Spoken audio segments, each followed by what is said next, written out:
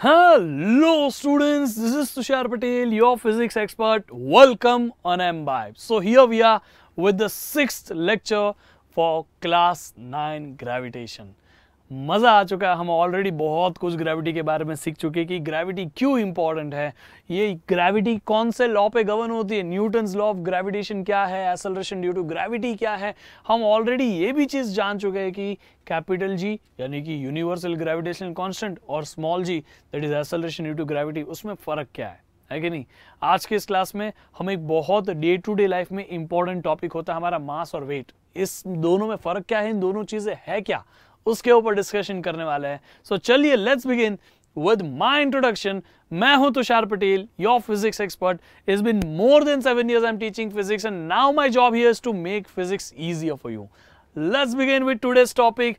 आज के इस क्लास में हमारा इंटेंशन होने वाला है कि हम मास और वेट को समझें, दोनों में फ़र्क क्या है उसको जाने और इन दोनों की वजह से क्या क्या हो सकता है वो भी चीज़ें देखें। चलिए, तो सबसे पहली बात हम जब करते हैं कि मास और वेट की, तो मोस्ट ऑफ द लोग इस चीज़ में कंफ्यूज्ड होता है। ठीक है, जब तक आप ये टॉपिक डिटेल में नहीं पढ़ते आपको मास और वेट में फ़र्क भी नहीं पता होता। इवन हमारी बात छोड़ दो, पहले न्यूटन के पहले के समय पे ना किसी को मास और वेट में डिस्टिंग्विश भी नहीं पता था कि मास क्या वेट क्या। हमें तो सिर्फ एक ही चीज़ पता है, हमारा वजन, दैट इज वेट। उसी को हम मास मानते थे, उसी को हम वेट मानते थे। वी डिडंट नो कि अर्थ की ग्रेविटी की वजह से हमारा मास, हम जो फील करते that is our weight, not the mass. समझ में आ गया। तो उसके बाद मास और वेट में डिस्टिंग्विश होना चालू हुआ, क्योंकि हम पहले के ज़माने में मास बोलो या वेट बोलो एक ही बोलते थे और दोनों को हम केजी में ही बोल देते थे। तो इसीलिए फिर आज तक हम अभी तक केजी में ही बोल बोल के हमारा वेट भी बात करते हैं। मैं आपसे पूछता हूँ आपका वेट कितना है, आप बोलोगे ना आप 55 kg। मुझे कोई पूछता है मेरा वेट कितना है, मैं सीधा बोलता हूँ 75 kg। इतना ही बोल सकता हूँ मैं। केजी क्यों बोलता हूँ? क्योंकि अभी हमारे दिमाग में बस चुका है कि केजी में वेट को बोलना है। एक्चुअली केजी में तो मास मेजर करते हैं, है कि नहीं। तो हम वेट को फिर केजी में क्यों बोलते हैं, और क्या एक्चुअली में ये जो केजी में लिखा जाता है, यहाँ पे आप देखोगे, यहाँ पे केजी में जो लिखा जाता है वो आपका वेट होता है कि मास होता है। ये जो वेइंग पैन होता है ना, जिस पे आप खड़े रहते हो, रीडिंग लेते हो, वो भी आपको वैल्यूज जो देता है वो केजी में ही देता है। पर केजी में देता कैसे है, चलिए let's understand everything about it. तो मास और वेट एक्चुअली में सेम चीज नहीं है। मास होता है कि हमारे अंदर कितनी क्वांटिटी भरी है। अगर मैं बहुत बड़ी बड़ी बातें करूं तो हम देख सकते हैं कि हमारे अंदर, या लेट्स से किसी इस पेन के अंदर कितने मॉलिक्यूल्स है, कितने पार्टिकल्स है। चलो वहां से शुरू करते हैं। इस पेन के अंदर कितने पार्टिकल है, उस पार्टिकल्स का वेट। हर पार्टिकल में कितने मॉलिक्यूल है, हर मॉलिक्यूल का वेट। हर मॉलिक्यूल के अंदर कितने एटम है, हर एटम का वेट, सॉरी हर एटम का मास, नॉट द वेट। ओके, तो इस पेन के अंदर कितने पार्टिकल है, हर पार्टिकल का मास। इस पार्टिकल के अंदर कितने मॉलिक्यूल है, हर मॉलिक्यूल का मास। उन मॉलिक्यूल्स के अंदर कितने एटम है, उन सब का मास।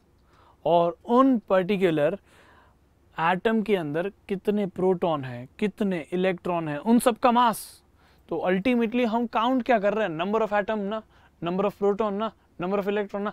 तो अल्टीमेटली मैं यही कहना चाहता हूं कि what is mass. Mass is the amount of matter. इसके अंदर कितने मैटर भरा हुआ है, कितने एटम भरे हुए हैं, कितने प्रोटॉन भरे, कितने इलेक्ट्रॉन भरे, सबसे स्मॉलेस्ट पॉसिबल जो पार्टिकल होगा ना वो कितने भरे हुए हैं इसके अंदर, उसी को हम बोलते हैं इसका मास। समझा कि नहीं। अगर इसके अंदर 50 स्मॉल सबसे स्मॉलेस्ट पॉसिबल पार्टिकल भरे हो तो वो हर 50 का मास ऐड कर दो, इस टोटल चीज का मास मिल जाएगा। And that is what the mass of this particular pen is. समझ में आ गया। Mass is amount of matter जो हमारे अंदर भरा हुआ है, क्योंकि हर स्मॉलेस्ट पॉसिबल पार्टिकल के पास अपना मास है। फिर उनको ऐड करते जाओ तो मास बढ़ते जाता है। इसी तरह से हम मास को याद रखते हैं। So mass is actually amount of matter, the quantity of matter. समझ में आ गया। और वेट इज मास। वेट के अंदर खुद मास बैठा है into acceleration due to gravity. We already know what acceleration due to gravity means. हमने पढ़ा है स्मॉल जी के बारे में, छोटा g. Come on, do you remember that? Come on. तो weight is mass of object into acceleration due to gravity. So इसीलिए हम अगर देखें तो मास और वेट दोनों अलग अलग चीजें होती है। इवन अगर हम प्लैनेट्स बदल दे तो भी ये दोनों अलग अलग रहते हैं। प्लैनेट पे किसी और प्लैनेट पे जाए, जैसे अर्थ से मून पे चले जाए, तो भी ये मास और वेट अलग अलग ही है। समझ में आ गया? बट अगर हम देखें तो कहीं ना कहीं हमें देखो ये दिख रहा है ना कि मास अर्थ पे जितना है मून पे भी उतना है, वेट अर्थ पे जितना है उससे अलग है मून पे। वाओ! सो यही चीज को हमें आज क्लियर करना है, समझे? सो मास क्यों अर्थ और मून पे सेम है, वेट क्यों अर्थ और मून पे डिफरेंट है, और मास और वेट आपस में क्यों डिफरेंट है, समझे? चलो तो हम उस पर्टिकुलर चीज पे बात करते हैं। पहले तो ये बात समझो कि मास जो होता है ना एक इनर्शियल प्रॉपर्टी देता है। अगर हमारे पास कोई ब्लॉक है, उस पर्टिकुलर ब्लॉक को हम पुश करें, जितना उसका मास ज्यादा होगा उतना डिफिकल्ट टू मूव होगा, क्योंकि उसके अंदर उतना ही आलसीपना, उतना ही मास भरा हुआ है। समझ में? Heavier the object, greater the आलसीपना, greater the inertia, it is difficult to move that particular object. तो इसीलिए इसको मूव करना डिफिकल्ट है। थक गया बेचारा, मूव ही नहीं कर पा रहा है। ये देखो फुटबॉल को कैसे हम आराम से एक किक मारो और कहीं ना कहीं पहुंच जाता है। सो इसीलिए मास जो होता है इनर्शिया होता है। मास बताता है कि किसी भी चीज को मूव करना कितना डिफिकल्ट है। समझ में आ गया? सिमिलर वे में जब हम वेट की बात करते हैं ना, तो वेट जो होता है वो इनर्शिया की प्रॉपर्टी नहीं है। वेट से हम इनर्शिया नहीं पता कर सकते, सिर्फ मास से कर सकते हैं। तो ये जो मास है, क्या वो हर प्लैनेट पे सेम रहता है कि अलग रहता है? ये प्लैनेट अर्थ के ऊपर देखो, हमने यहाँ पे रखा हुआ है रॉकेट, और ये हमने यहाँ पे समझ लो ये मार्स ही दिख रहा है, तो मार्स के ऊपर हमने एक रॉकेट रखा हुआ है। बताइए सेम रहेगा मास? सेम होगा कि अलग होगा? Yes, it will be same, क्योंकि जब आप इस पर्टिकुलर रॉकेट को अर्थ पे रखो या उसको मार्स पे रखो, उसके अंदर जितने एटम है, उसके अंदर जितने पार्टिकल्स है, वो तो उतने ही रहने वाले हैं। Number of particle is not going to change. That is the reason why mass of that particular object is never going to change. Mass is constant everywhere. If you are on the earth, even if you are on the Mars, even if you are on the moon, even if you are in the space, आपका मास नहीं बदलता, क्योंकि आपका मास depend करता है आपके अंदर पे, आपके अंदर कितने पार्टिकल्स है, और हर एक पार्टिकल का मास आपका टोटल मास है। समझ गए? सो मास हर जगह सेम रहता है, लेकिन वेट का क्या? वेट भी ऐसा होता है क्या? वेट इज एक्चुअली, आपको वेट कैसा मेजर करते पता है?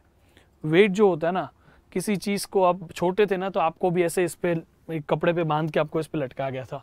फिर ये रस्सी जो है वो जितनी खींचती है, आपके वजन से जितनी खींचेगी, उतना यहाँ पे स्प्रिंग के हिसाब से रीडिंग दिखेगा। अभी भी हम वेट कैसे मेजर करते हैं? नीचे हमारे पैर के नीचे विंग पेन रखते हैं। क्यों?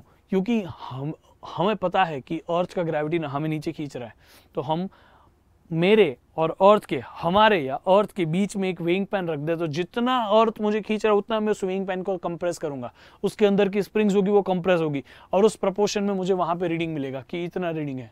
समझ में आ गया? अभी तो मॉडर्न टेक्नोलॉजी आ चुकी है, यानी कि हम क्या करते हैं, एक ऐसा मटीरियल लेते हैं जिसमें जितना प्रेशर लगाएंगे, जितना उस पर दबाव लगाएंगे, जितना उस पर फोर्स लगाएंगे, उतना वो करंट जनरेट करेगा। कितना वो करंट जनरेट करेगा उसके प्रोपोर्शन में हमें वैल्यू दिखा देगा। आपका मास, आपका वेट 75 kg है।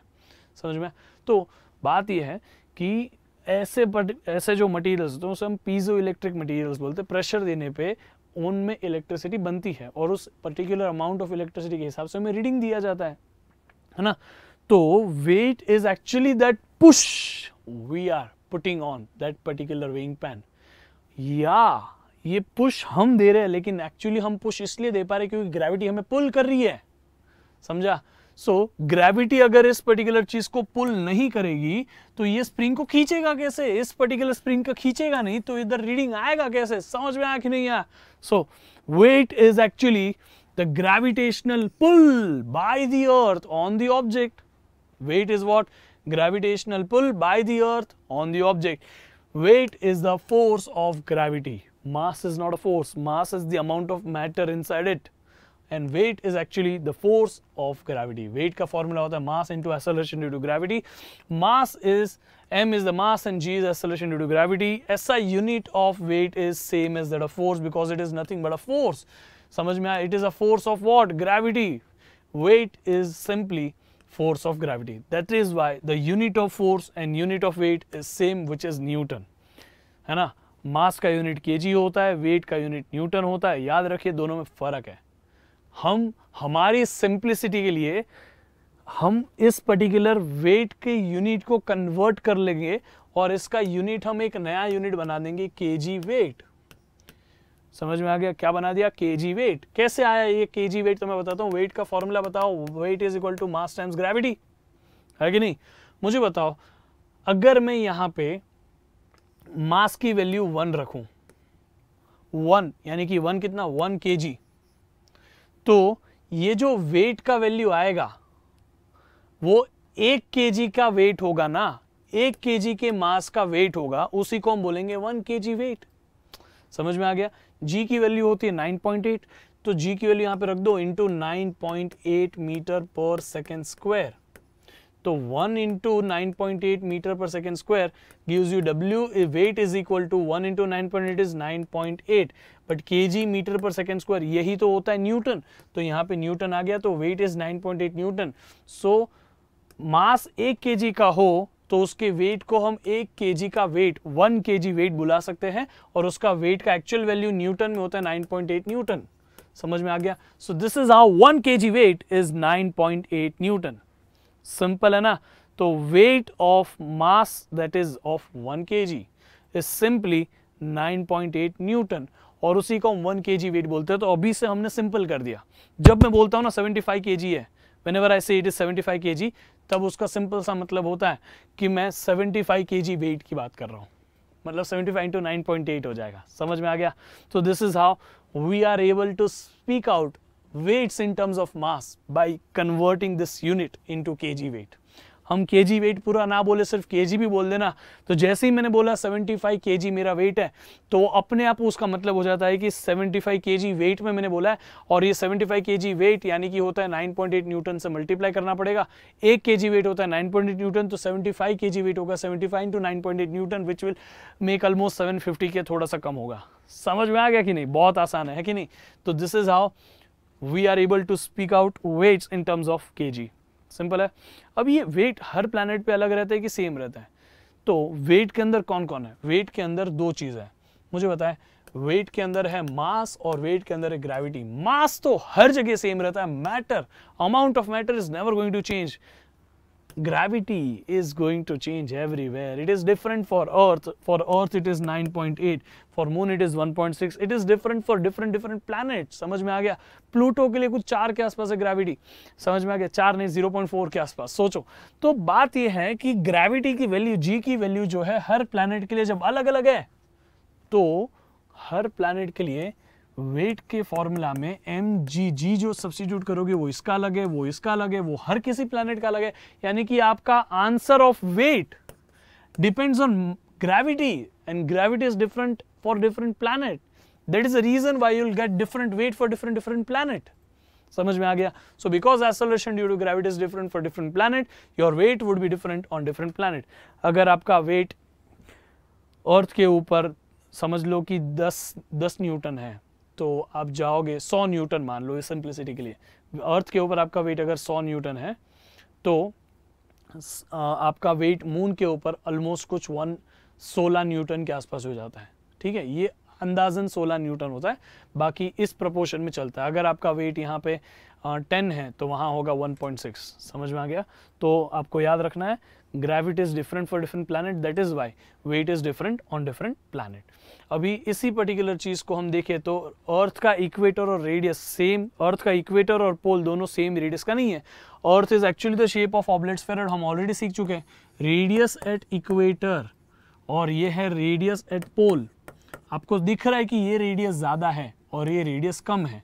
Radius at equator is actually greater than radius at पोल।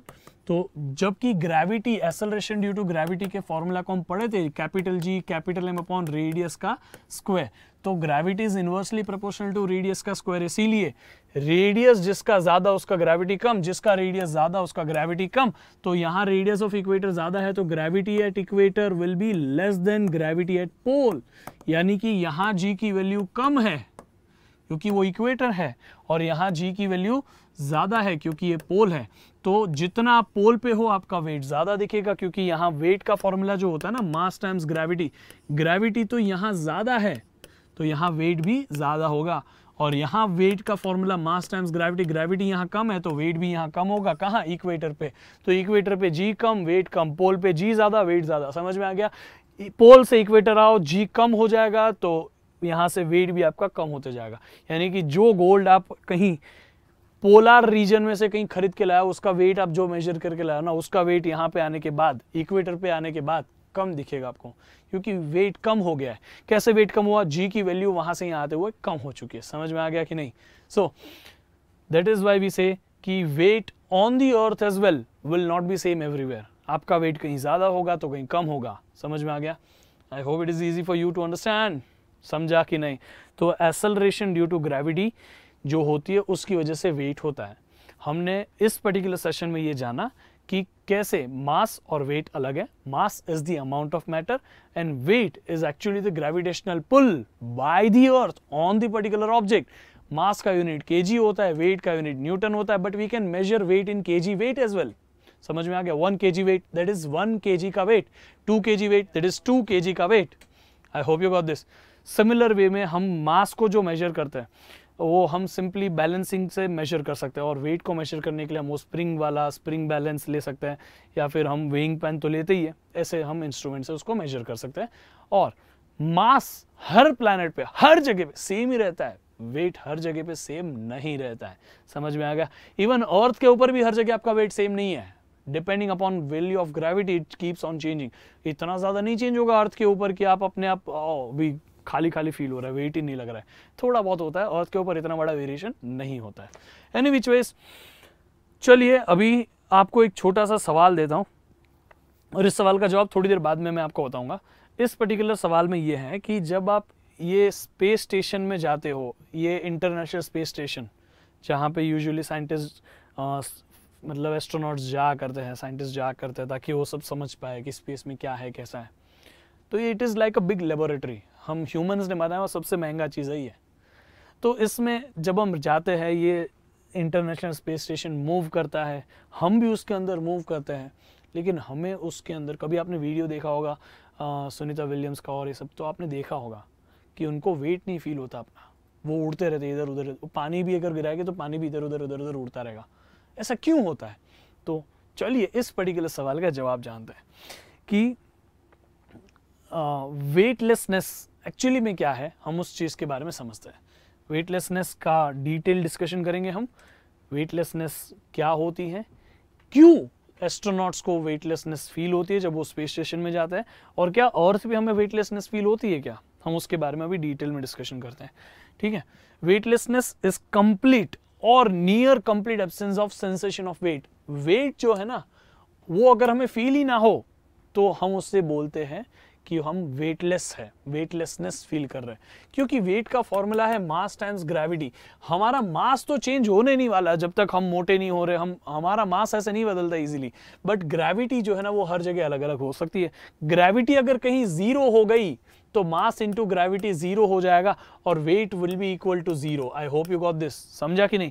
आपका वेट भी क्या हो जाएगा? जीरो हो जाएगा, क्योंकि आपका ग्रेविटी जीरो हो गया। मास जीरो होने से आपका वेट जीरो नहीं होता है।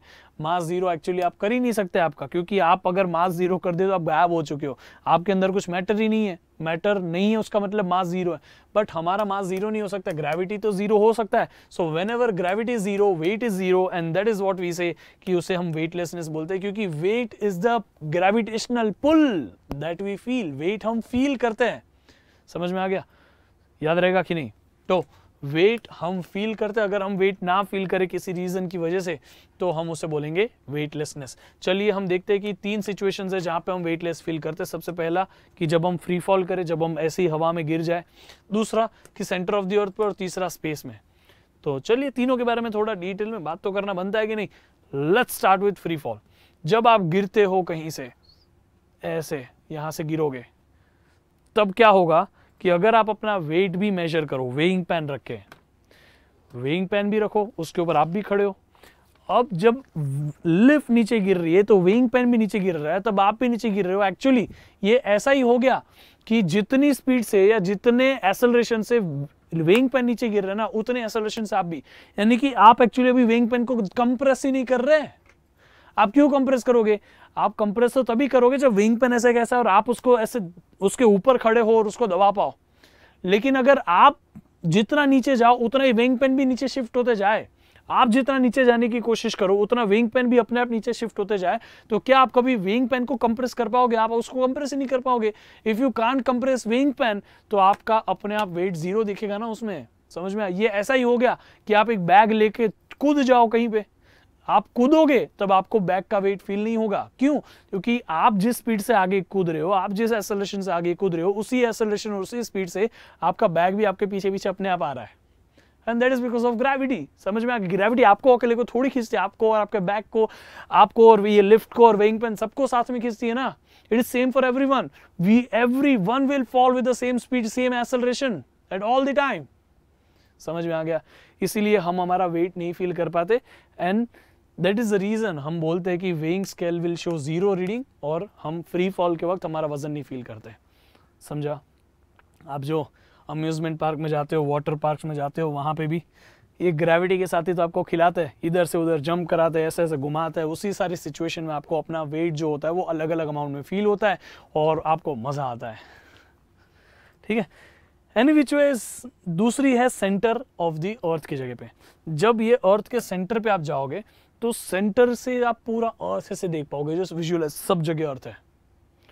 आपको यहां से भी कोई खींच रहा है, यहां से भी खींच रहा है, ऊपर भी कोई खींच रहा है, नीचे भी खींच रहा है, क्योंकि आपके हर तरफ इक्वल नंबर ऑफ पार्टिकल है। अगर अर्थ को हम परफेक्ट स्फीयर गिने और आप उसके सेंटर पे जाके बैठे हो तो आपके हर जगह इक्वल नंबर ऑफ पार्टिकल है। Every particle is attracting you towards itself because of gravity, है कि नहीं? ग्रेविटेशनल फोर्स क्या कहता है? हर दो चीज एक दूसरे को अट्रैक्ट करती है। तो आप जब सेंटर पे हो तो आपको ऊपर वाला पार्टिकल भी खींच रहा है, नीचे वाला भी खींच रहा है। ऊपर वाले का अट्रैक्शन नीचे वाले के अट्रैक्शन से कैंसिल हो गया। इस साइड वाला पार्टिकल भी खींच रहा है, इस साइड वाला पार्टिकल भी खींच रहा है। इन दोनों का अट्रैक्शन आपस में कैंसिल हो गया, क्योंकि मैं इधर भी नहीं जाऊंगा, इधर भी नहीं जाऊंगा जब मुझे दोनों साइड खींचा जाएगा। मुझे ऊपर भी खींचा जाएगा, मुझे नीचे भी खींचा जाएगा, मैं ना ऊपर जाऊंगा ना नीचे जाऊंगा। इसीलिए हमारा मास तो रहता है, लेकिन हमें जो हर तरीके से खींचा जा रहा है ना, उसकी वजह से हमारे ऊपर नेट इफेक्ट ऑफ एक्सेलरेशन या net effect of force, that gravitational pull by the centre, zero हो जाता है, बिकॉज हम खुद ही सेंटर पे हैं। समझ में आ गया? और कितना अट्रैक्ट करेगा? समझा कि नहीं? तो G is zero at the centre of the earth, that's is why weight is zero. और जब हम स्पेस में जाते हैं ना, स्पेस में डिपेंड करता है कि आप बहुत दूर जा रहे हो कहीं, तो वहां पे बहुत दूर infinity, we don't know where infinity is, and that's why we don't know where acceleration due to gravity will be zero, very very very very very far from earth. वहां पे अर्थ का पुल आपको नहीं मिलेगा, you will feel zero weight. समझ में आ गया? क्योंकि G जीरो है। इवन इफ अगर आप स्पेस स्टेशन के अंदर हो तो स्पेस स्टेशन बहुत ही फास्ट रिवॉल्व कर रहा है अर्थ के इर्द गिर्द, ऐसे घूमता रहता है दपादप, फटाफट फटाफट। जितनी स्पीड से स्पेस स्टेशन घूमता है ना, उतनी ही स्पीड से एक्चुअली आप भी उसके साथ घूम रहे हो। इसीलिए आप ना स्पेस स्टेशन पे वजन लगा रहे हो, ना स्पेस स्टेशन आप पे वजन लगा रहा है। इसीलिए आप आराम से कहीं पे भी उड़ रहे हो, क्योंकि आपको अपना वेट ही फील नहीं हो रहा है। समझ में आ गया? ये वही एग्जाम्पल से मैच होता है, जैसे आप अपना बैग पहन के कूद जाओ, आपको आपका बैग का वेट कैसे फील होगा? क्योंकि आप दोनों सेम ही स्पीड से और सेम ही एक्सेलरेशन से नीचे गिर रहे हो। समझा कि नहीं समझा? सो इसी तरह हम वेटलेसनेस को एक्सप्लेन करते हैं। वेटलेसनेस क्या है? Weightlessness is a sensation of not feeling your weight. आपका मास जीरो नहीं हुआ है, but acceleration due to gravity कहीं ना कहीं आपको एक्सपीरियंस नहीं कर पा रही है, इसीलिए आपको वेट फील नहीं हो रहा है, आप वेट एक्सपीरियंस नहीं कर पा रहे हो। 3 जगह पे वेट जीरो आप फील कर सकते हो। पहला, फ्री फॉल में। दूसरा, जब भी आप स्पेस में जाओ। तीसरा, जब भी आप सेंटर ऑफ द अर्थ पे जाओ। आई होप कि आपको समझा कि किस हिसाब से हमारा वेट काम करता है और वेट कैसे अलग अलग भी हो सकता है। समझा कि नहीं? तो ऐसे ही और अमेजिंग सेशंस के लिए आप इस चैनल के ऊपर बने रहिए। इस सेशन को लाइक करिए, इस चैनल को सब्सक्राइब करिए और अभी हमारा एम्बैब ऐप डाउनलोड करिए, क्योंकि वहाँ पे आपको हर एक चीज़ मिल जाएगी। आपको कोई भी टॉपिक में डाउट है, वहाँ पे हमारे एक्सप्लेनर वीडियोस है। आपको कोई भी चीज़ का प्रैक्टिस करना है, we have practice session for you. हमारे वहाँ पे प्रैक्टिस टेस्ट है आपके लिए, आप आराम से प्रैक्टिस करो। आप चाहो तो अपना गोल सेट करो और उस पर्टिकुलर गोल को अचीव करने के लिए हमारा आर्टिफिशियल इंटेलिजेंस आपको रास्ता दिखाएगा। भाई तू ये कर, ये कर, अच्छा ये नहीं हुआ तो वापस एक काम कर, ये कर दे। हर एक चीज़ आपको मेंटर की तरह गाइड करता है हमारा artificial intelligence. And nobody has this particular level of content जहाँ पे आपको ऐसे 3D मॉडल्स का यूज़ करके आपके लिए पढ़ाई आसान कर दी जाए। समझ में आ रहा है कि नहीं? बहुत बहुत बहुत अमेजिंग प्लेटफॉर्म है। Link is given in description box and even in comment box. आप अभी जाइए, एम्बैब ऐप डाउनलोड करिए और जल्दी से जल्दी एम्बैब फैमिली का हिस्सा बन जाइए। Till then, keep एम्बैबिंग।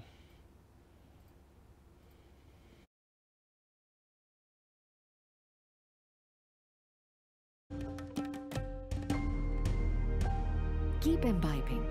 We believe in you.